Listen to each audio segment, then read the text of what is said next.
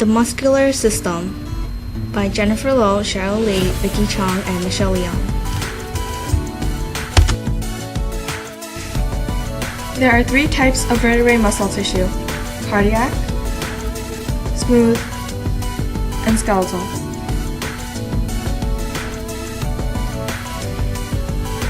Cardiac muscle is self-contracting and causes the heart to beat.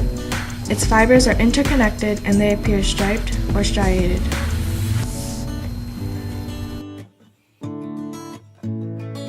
Smooth muscle is found in the organs of our digestive system. It provides the contractile force for most of our internal organs, which are under the control of the autonomic nervous system. Skeletal muscle carries out all voluntary movements, such as running or playing the piano. It is also striated.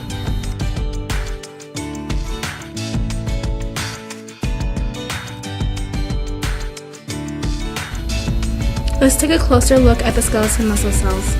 Unlike the smooth muscle cells and cardiac muscle cells, which have a single nucleus, skeletal muscle fibers have many nuclei because they develop through the fusion of individual cells. A skeletal muscle cell consists of many muscle fibers. Each muscle fiber is packed with myofibrils. Within the myofibrils are sarcomeres, which give the skeletal muscle cells their striated appearance.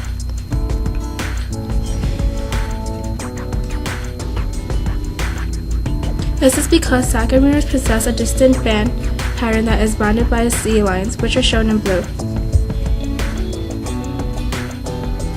Sarcomeres are very important because they are the units of contraction of muscle cells.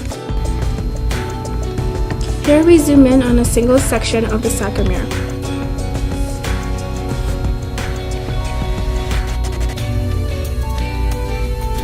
Sarcomeres consist of two types of filaments, thick and thin. The thick filaments are myosin filaments. Each myosin molecule has a protruding head at one end. Many myosin molecules together give the effect of many protruding heads. The thin filaments are the two strands of actin arranged in a double helix. Troponin molecules in gold and triple myosin molecules in purple are scattered along the actin filaments. Triple myosin covers the special binding sites between actin and myosins along the filaments.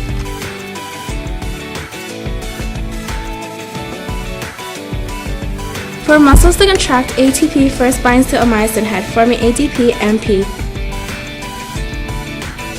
Then calcium 2+, shown in dark pink, binds to the triple myosin and uncovers the binding sites.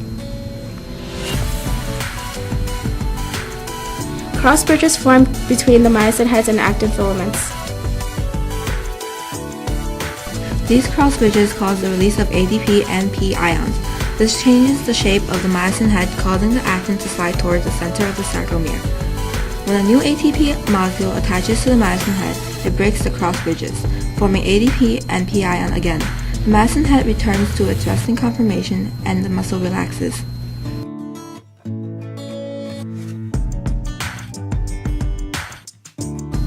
This model of muscle contraction is called a sliding filament model.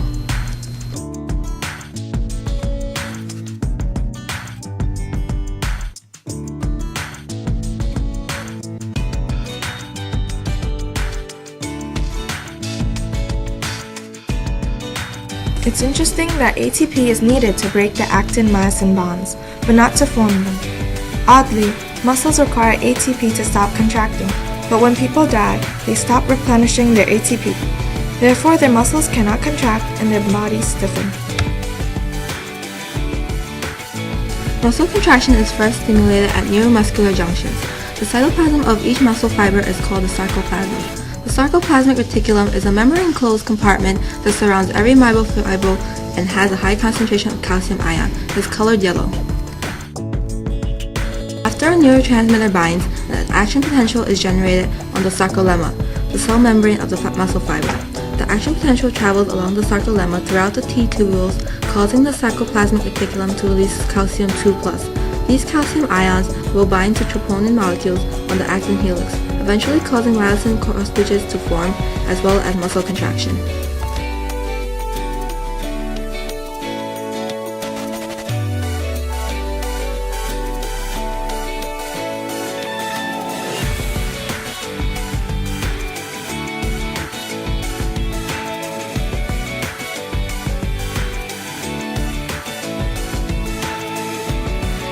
This is the overview of the muscular system.